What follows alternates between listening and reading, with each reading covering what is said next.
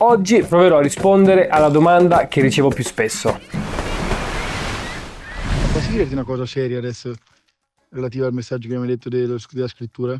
Ma il tempo, no? Visto che poi ti alleni, studi, vai a teatro, vai ai spettacoli, vai in giro e poi scrivi tutta quella roba, dove lo trovi? Questo qui è il mio amico che mi chiede dove trovo tutto il tempo per scrivere i miei video, ma questa non è l'unica domanda che ricevo, perché molto spesso mi viene anche chiesto dove trovo le idee per poi scrivere questi video. E oggi proverò a rispondere a questa domanda, anche se forse la risposta non sarà quello che vi aspettate. Quando si parla di idee, si parla di un qualcosa che non esiste ancora, ma che in qualche modo sta trapassando la nostra testa e che potrebbe prendere forma. Quindi ovviamente il discorso che farò non potrà che essere astratto, perché solo successivamente, dopo aver avuto un'idea, si passa alla parte un po' più pratica, no? Molto spesso si sente dire che anche gli artisti sono degli artigiani perché hanno l'ispirazione che è il 5% unita all'idea che è l'altro 5% e poi tutto il restante il 90%, e questa cosa qui secondo me accade per qualsiasi espressione artistica, perché di nuovo si è ispirati, in quell'intervallo di tempo può arrivare un'idea e poi è tutta una questione pratica. Ho scritto il video, l'ho registrato, l'ho editato e devo semplicemente poi caricarlo. E mentre la seconda parte è sicuramente la più lunga, è la prima quella che interessa a tutti, perché quella o c'è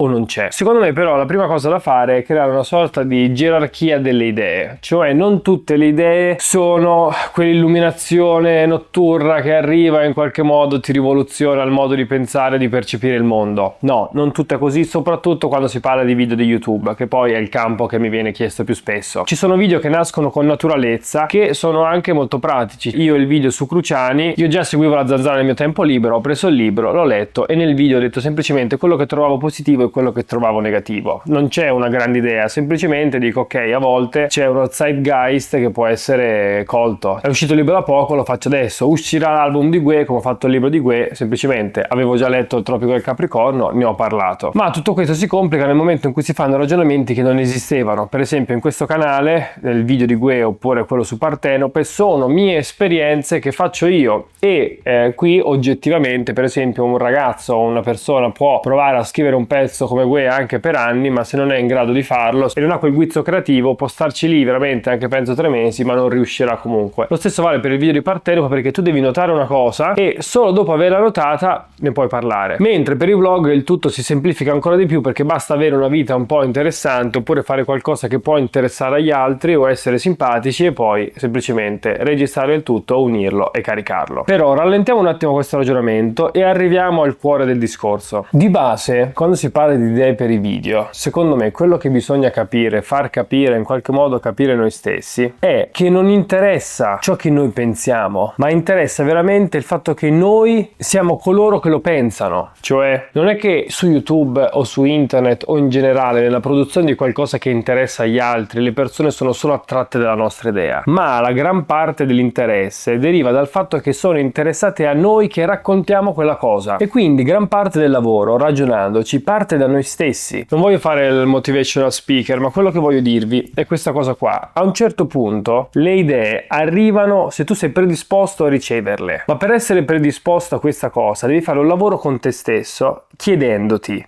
in primis, questa cosa ti interessa farla o la vuoi fare perché la fanno gli altri? In secondo luogo, se questa cosa ti interessa farla e ti piace, indipendentemente dal fatto che la facciano gli altri che ci guadagnano, ami abbastanza ciò di cui parli da renderlo interessante anche per gli altri? Non è importante ciò di cui parli, ma è l'interesse che tu su quel determinato argomento hai che poi attira le altre persone. Infatti secondo me molto spesso viene meno questa cosa. Sì, si ha voglia di farlo, ma si prova quella vergogna. Ma vergogna derivante da cosa? Punto interrogativo. Secondo me è interessante chiederselo, perché se tu ti vergogni di parlare in generale, è lì e probabilmente non avrai mai un'idea che ti sembrerà all'altezza. Ma se al contrario tu ti senti sicuro di poter parlare di qualsiasi cosa, perché il modo in cui la pensi, il modo in cui la parli e il rispetto che hai nei tuoi confronti è abbastanza elevato da permettertelo, lì accade la magia. Tutto può diventare un'idea. Cioè nel momento in cui tu accetti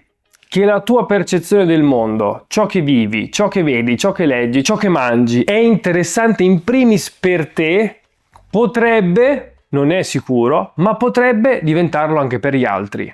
Quindi di nuovo a quel punto, e vi ripropongo la domanda dell'inizio, cosa diventa un'idea? Provo a rispondere io facendo anche i miei esempi. Un'idea nel mio caso diventa tutto quello che faccio, e tutto quello che faccio diventando idea in qualche modo dilata il mio tempo, perché tutto quello che vivo diventa, anche se questa parola va presa un po' con le pinze, utile, cioè diventa utile alla lunga narrazione che sì voglio fare online, che sì voglio fare dal vivo, ma che io vivo in primis. Io mi sveglio la mattina, in questo momento che sono alla scuola che faccio il prof, ogni interazione che ho con ogni alunno potrebbe diventare un'idea per un video. Ogni volta che prendo il bus, quella cosa lì potrebbe diventare un'idea per un video. Ogni volta che mangio, perché magari faccio una dieta, faccio palestra da tanti anni ormai, il fatto di andare appunto ad allenarmi, il fatto di vivere in un'altra città, di trasferirmi, quello che ho mangiato l'altra sera con la mia ragazza, quello che ho fatto con la mia ragazza in quel luogo preciso, il fatto che ci sono andato, il perché, il fatto di essere vivo, il fatto di essere figlio, amico, fratello, fidanzato, ex, miglior amico, tutto.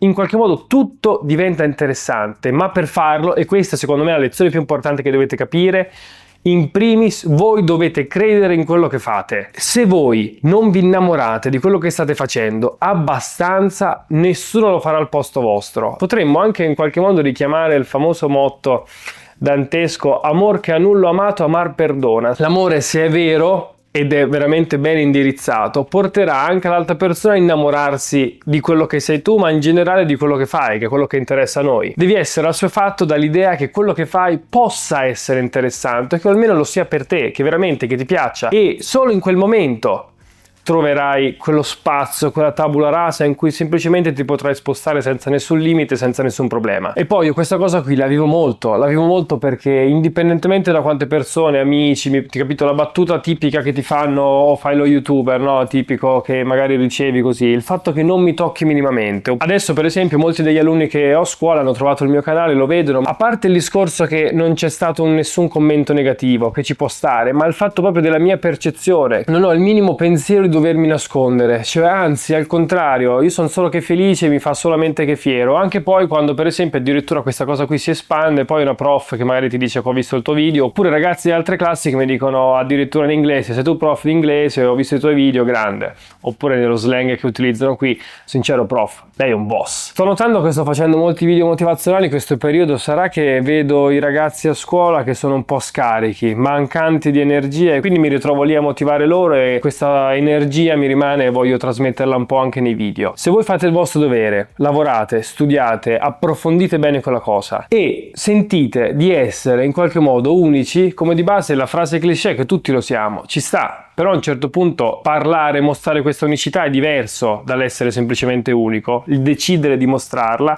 A quel punto, se siete abbastanza innamorati di quello che fate, le idee saranno l'ultimo dei vostri problemi. Anzi, citando anche Marra, quando dice a me queste rime non mi fanno dormire, c'è anche un rischio, perché a un certo punto, citando un altro gigante, scoperchiando il cervello del tutto, bisogna stare attenti, perché si inizia addirittura a vedere tutto come una sorta di idea e essere anche in qualche modo schiacciati. Io questa cosa qui la vivo spesso, avere troppe idee e in qualche modo poi essere immobilizzato, oppure averne così tante che poi pretendi che tutti gli altri seguano il tuo ritmo, quando in realtà tu hai un ritmo tutto tuo. Questa cosa qui mi ricorda un po' anche il teorema del delirio di Aronofsky, in cui il protagonista cerca di trovare tutte le cifre del pi greco e a un certo punto impazzisce. Tutto va gestito con equilibrio, ma indubbiamente quello che mi sento di dire è questo: chiedetevi prima voi se siete abbastanza appassionati da poter appassionare.